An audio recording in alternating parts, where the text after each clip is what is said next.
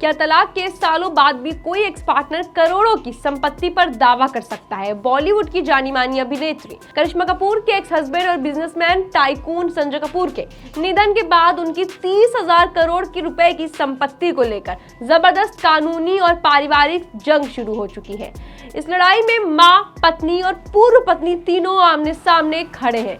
आखिर सच क्या है और इस विशाल संपत्ति का असली हकदार कौन है? आइए जानते हैं इस पूरे हाई प्रोफाइल विवाद की गहराई। नमस्ते दर्शकों, मैं हूं अनुष्का सिंह और आप देख रहे हैं 24/7 न्यूज। संजय कपूर जो करिश्मा कपूर के एक्स हस्बैंड और एक प्रसिद्ध बिजनेसमैन थे, उनका निधन 12 जून 2025 को हो गया, जिसके बाद उनके 30,000 करोड़ रुपए से अधिक की संपत्ति को लेकर एक बड़ा पारिवारिक और कॉर्पोरेट विवाद शुरू हो गया। संजय कपूर की प्रमुख हिस्सेदारी ऑटोमोटिव टेक्नोलॉजी कंपनी सोना कॉमस्टार में थी, जिसकी मार्केट वैल्यू इस समय 31,000 करोड़ रुपए से अधिक आंकी गई है।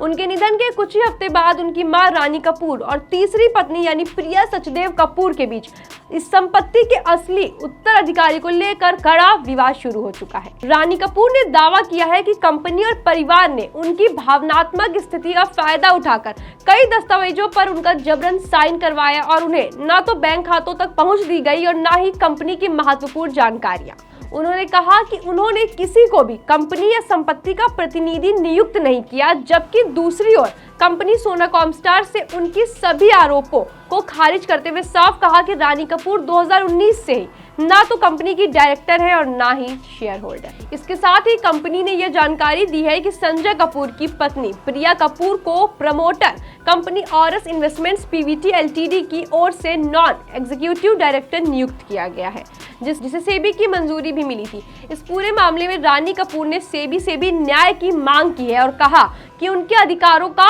हनन हुआ है। वहीं एक और चौंकाने वाला पहलू तब सामने आया जब कुछ रिपोर्ट्स में कहा गया कि करिश्मा कपूर, जिनकी शादी संजय कपूर से 2003 में हुई थी और जिनका 2016 में तलाक हो गया, वह भी संजय कपूर की संपत्ति में हिस्सेदारी की इच्छुक है। हालांकि आपको बता दें कि करिश्मा कपूर या उनके किसी प्रतिनिधि ने इस बारे में कोई भी आधिकारिक पुष्टि नहीं की है। तलाक के समय करिश्मा को एक घर और लगभग 70 करोड़ रुपए का सेटलमेंट मिला था और साथ ही साथ उनके दोनों बच्चों के लिए 14 करोड़ रुपए के बॉन्ड्स भी संजय कपूर ने दिए थे।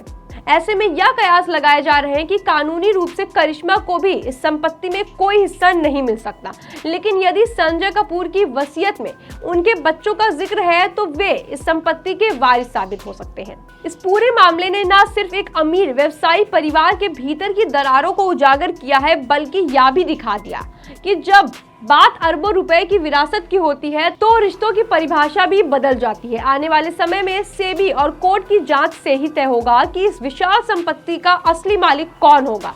मां, पत्नी या बच्चों के नाम पर कुछ अधिकार बनेंगे। यह मामला फिलहाल भावनाओं, कानून और संपत्ति के बीच उलझा हुआ है और यह देखना दिलचस्प होगा कि न्याय की अंतिम मुहर किसके पक्ष में लगती है। धन्यवाद। ऐसी और वीडियोस के लिए जुड़े रहे 24/7 न्यूज के साथ।